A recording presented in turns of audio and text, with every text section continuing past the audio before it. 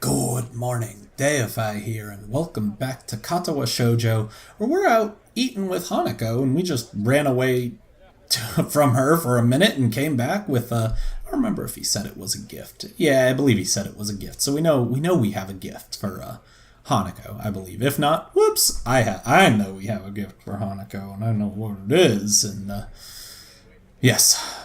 Very, very, very exciting time. Man, I'm stellar at introductions today. I'm just gonna pretend this all didn't happen. As much as I'd have liked to have jogged back, I know full well that I couldn't. I end up walking back to the cafe, a little blue bag in my right hand. Hanako notices me quickly, looking about as confused as she did when I left. I deposit the diminutive bag in front of her and sit back down. Is this... It's for you. You can open it. But... Go on. She looks very unsure about it, but eventually gives in, slowly opens the bag, and picks its contents out. Aw, look at that. It's a flower for our little flower. A silver chain phone strap dangles from her fingers, ending in a delicate flower. It isn't exactly a masterwork of jewelry, but it's about as much as I could afford. Hanako's eyes light up when she looks at it. It's the kind of reaction I was hoping for. The summer sun's light glints off the silver as it twists to and fro a little. It's not too ostentatious, but still looks a little charming. I think it suits her well. Hanako lowers the phone strap to the table and looks to me once more. But it's not Christmas or my birthday. It's fine, don't worry about it. I just thought it might be nice to have something to decorate your phone with. Yeah, like I said in the last episode, we gotta bring that to America. I don't have anything to give you. I told you, it's fine. Friends can give things to each other like this sometimes, right? Friends. Hanako lowers her face so much that I can't see her expression. She eventually nods before taking her phone and fiddling with the strap to attach it properly. She looks to me and smiles as she holds up her phone, now adorned with a little flower. Thank you, Isao. Her smile proves infectious. Thought I heard the door open. It's like, who goes there? Out of the corner of my eye, I notice a couple getting up and leaving. That reminds me that the bus back to town below Yamaku will be coming soon. I guess I'd better be going if I want to catch the next bus back to town. You coming as well? Yes. She hastily nods before carefully putting her phone back into her pocket and getting out of her chair. I do the same and pick up the bag I'd left beside me on the way out. We walk side by side as we make our way to the bus station, exchanging no words between us. Hanako's gaze is firmly locked ahead of her, though she looks very happy with herself. I'm not sure what I should say to her, but I'm also not sure that I need to say anything. The fact that Hanako is happy, and happy because of me, is enough to make the load on my arm feel light as a feather. Aw, we make everyone happy. We're going to the next day. Exciting times, we just keep pushing forward. I kind of wonder how long has passed now? Has it been like 3 weeks? 4 weeks? How long? Tell me, game! I need a day counter. Finally reaching the classroom after the usual walk from the dormitories, I step inside. My eyes immediately turn to the third seat from the left in the back row, Hanako's seat. It's empty, and after glancing around the classroom, it looks like she isn't here yet. The two girls from the newspaper club are here in the two seats to the left of Hanako's, as are Shizune and Misha, but that's about it. We exchange morning greetings before I take my seat. I have to admit that this is a bit of a relief. This gives me at least a few more minutes to think. Not that I haven't been doing so previously, ever since our trip to town. Hanako's been on my mind. I still don't know what to make of my relationship to Hanako. Well, you keep dropping the F-bomb over and over, so you might be friends. I like her. I can admit that much to myself. I want to protect and shield her from the pain she feels. Pledge to protect. What's that meme image? Just like love it, cherish it, pledge to protect. I really don't think my feelings are just those of friendship anymore. But that said, I feel like I don't even know her. If I made a move on her, how would she take it? Is she in an emotional state that allows her to make a reasonable decision about a relationship? How would she cope with anything that might happen afterwards? There's also the possibility that I'm just completely misinterpreting Hanako. Not a difficult thing to do with someone whose social skills seem to be so underdeveloped. Footsteps. Hello? Hello?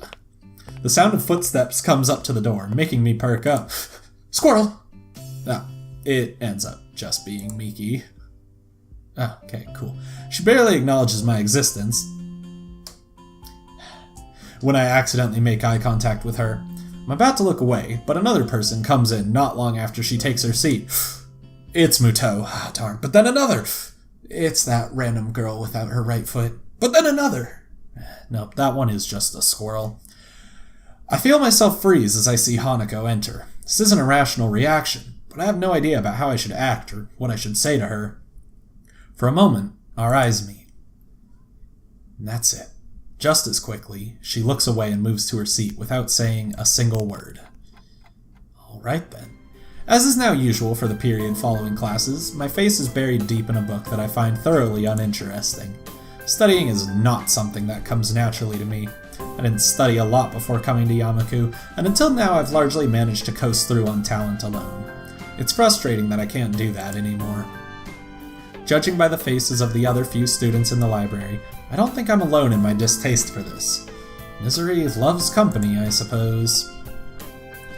I decide to spend lunchtime with Hanako, since we haven't had a lunch together for a while now.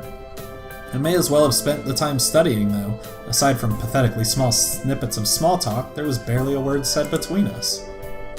Why does she keep doing this to me?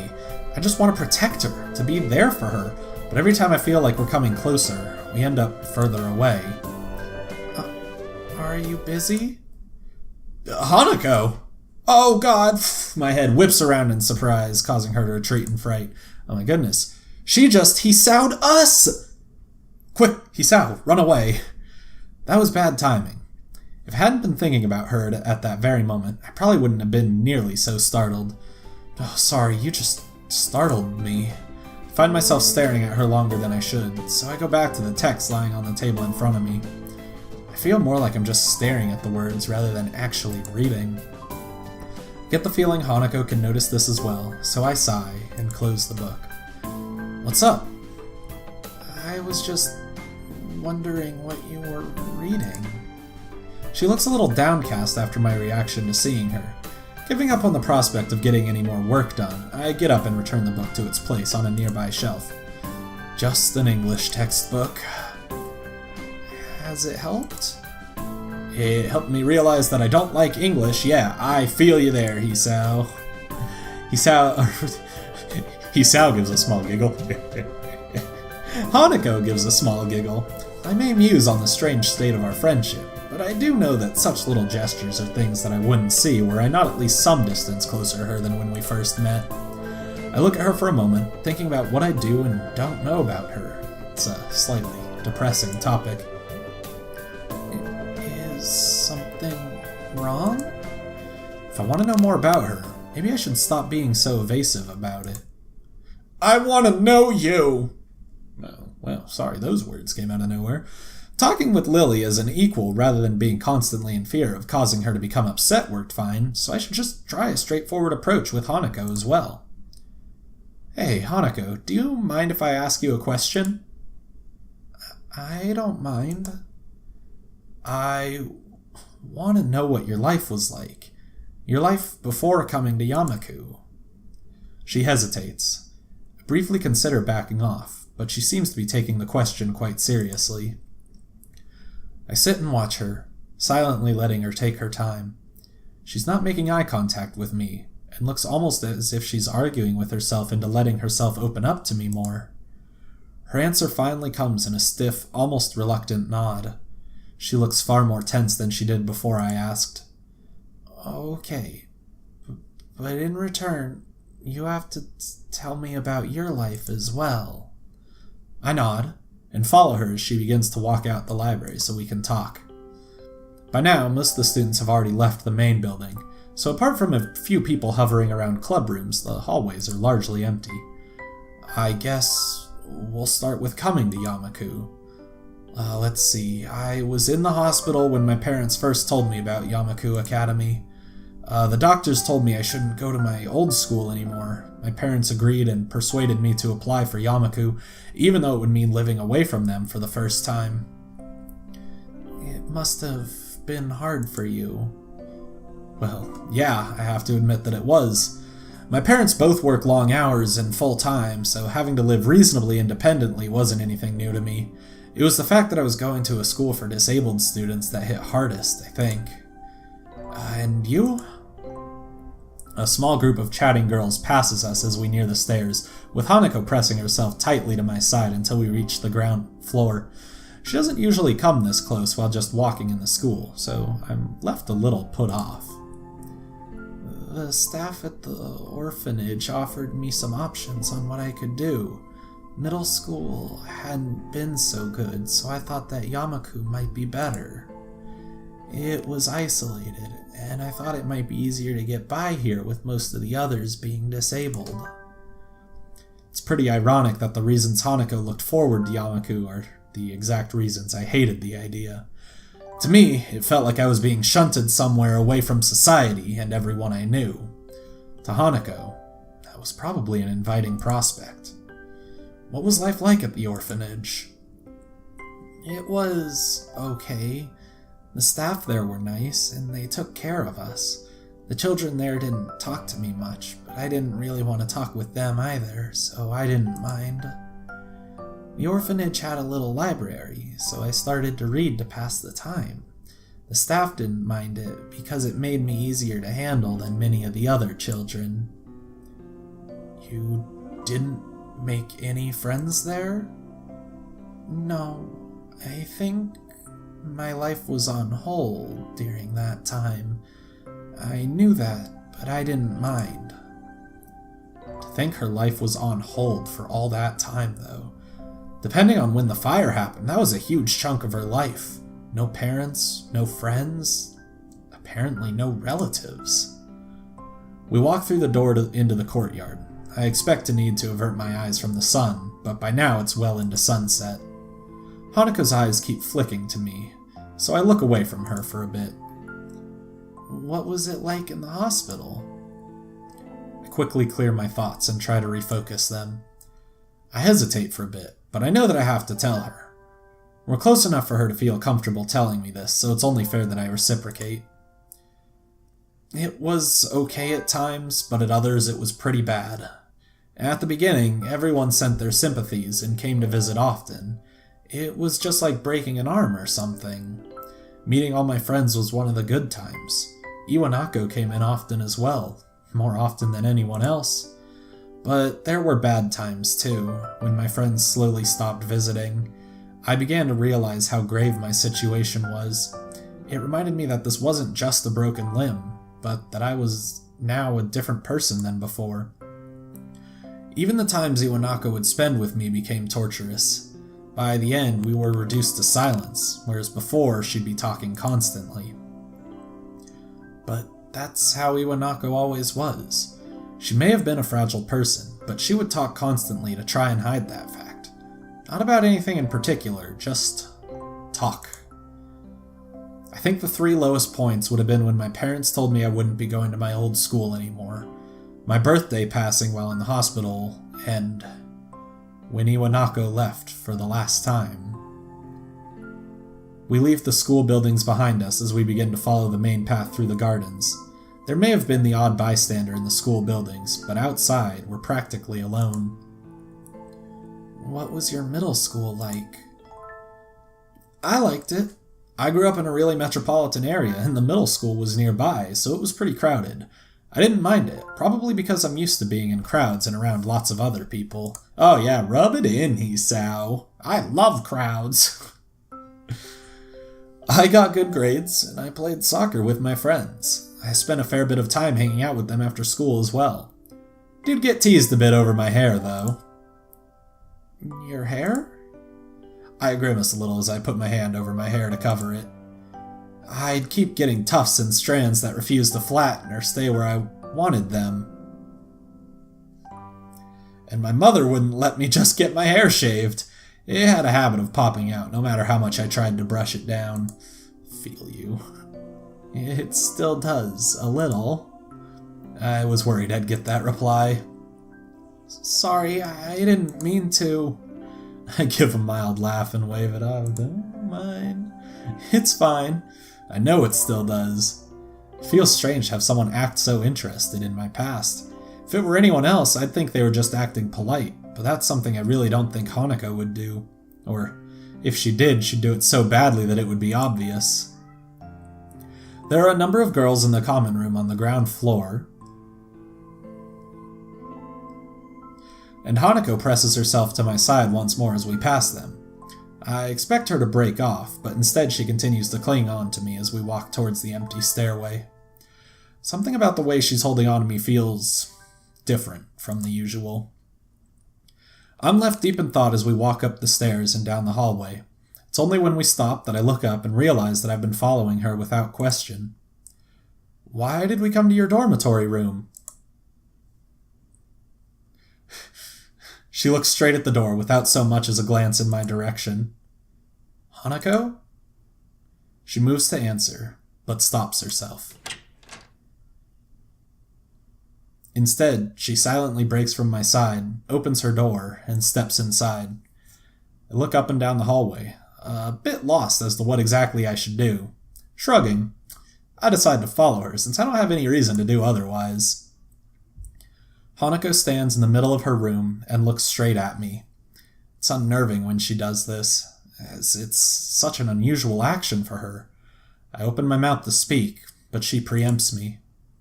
Oh, goodness. Could you close and lock the door?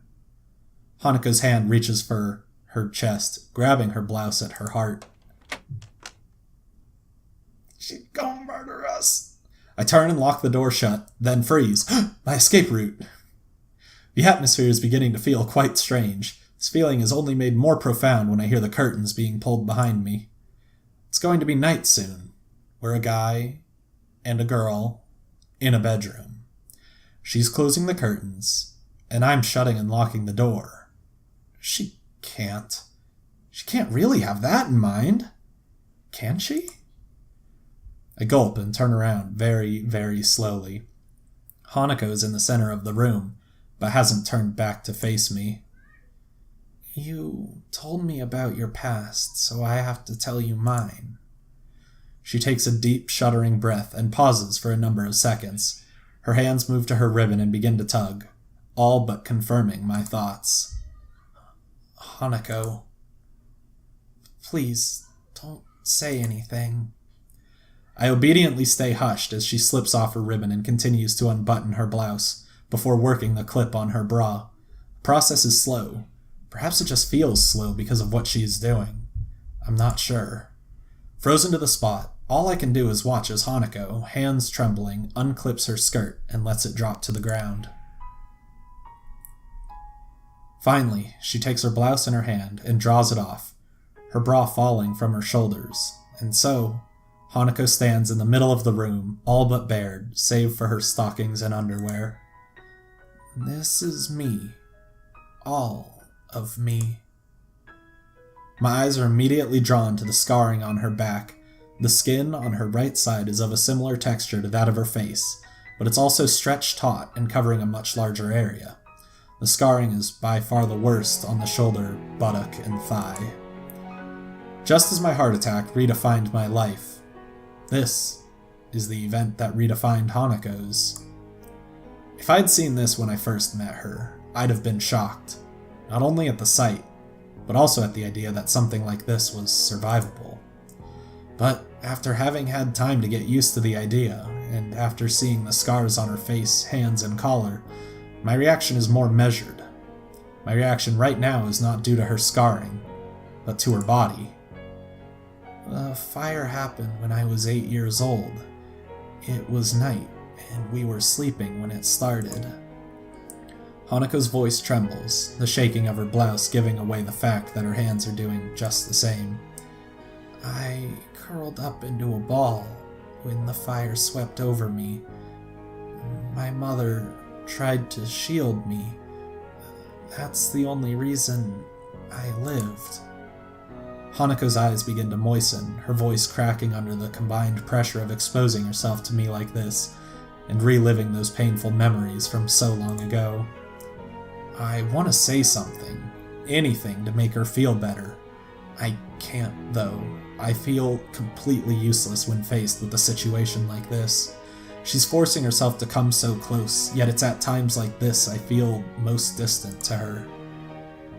I'm sorry for making you see this. There's no point in denying the obvious. I think what I should say now, and what Hanako wants me to say now, is the truth. What I genuinely, honestly believe. Doesn't matter. You're a wonderful person, Hanako. Your body doesn't change that. She looks at me for a long time, her breathing uneven as she tries to remain steady amidst the emotions we're both feeling. It feels less like she's looking at me than she's looking through me. I slowly walk towards her and gently place my hands on her shoulders as she lets go of her blouse. Oh, good, I think it has to be now, right? She gasps a little, not in fright, but in simple startlement.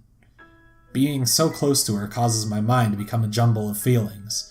The scarring on her shoulder, plain to see and leather-like to the touch, conflicts strangely with her otherwise soft skin and silky, dark hair. Hanako is a girl, with all that entails. She's taller than usual for a woman, but still has curves in all the right places. The nape of her neck, just visible thanks to her hair slung over her shoulders, is alluring. I know that I'm not pretty, like Lily. I just wanted you to see me, the real me. I've already seen the real you, though. You didn't need to take off your clothes for that.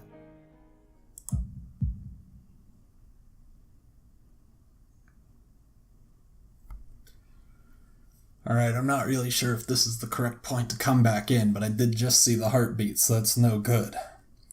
My vision slowly begins to return to normal as I continue to stare at the ceiling, but my limbs still feel like jelly. I try to concentrate on my chest and find its beat irregular and mildly painful. This is a dangerous time. I have to think this through and not panic, lest I make my situation any worse. With a huge effort, I take control of my erratic breathing, forcing myself to take long, deep breaths. I count half a dozen before I start to feel physically calm again, and pressed my hand to my chest to assure myself. My heart beats back to normal. I'm okay. I turn my face towards Hanako, who's already looking at me. Her expression looks pretty dazed, but underneath that, there's definitely a look of concern. She's realized what happened. I'm okay. Everything's back to normal. I find myself barely able to get the words out between breaths. I don't think sex would tire a normal body out this much, so I have no doubt my condition's at least partially at fault. Why did my body have to do this right now? All thoughts in my heart, though, are pushed aside as I see the wide smile forming on Hanako's face. As always, I smile back without another thought. Hanako's smile has always been infectious in its almost childlike sweetness and earnesty, something that sets her apart from anyone else I know. Right now, we don't need words. Everything we want to communicate to each other, we can share just fine without them. Alright, well this is probably going to be short, with the part that's cut out, but I am on a time limit and do not feel like doing the math of how much time is lost. It's probably like 8 minutes, maybe it's like a 20-minute episode, but I'm going to leave this episode here. I'm supposed to remind you to like, comment, and subscribe if you enjoyed the video. Until next time on Katawa Shoujo, goodbye.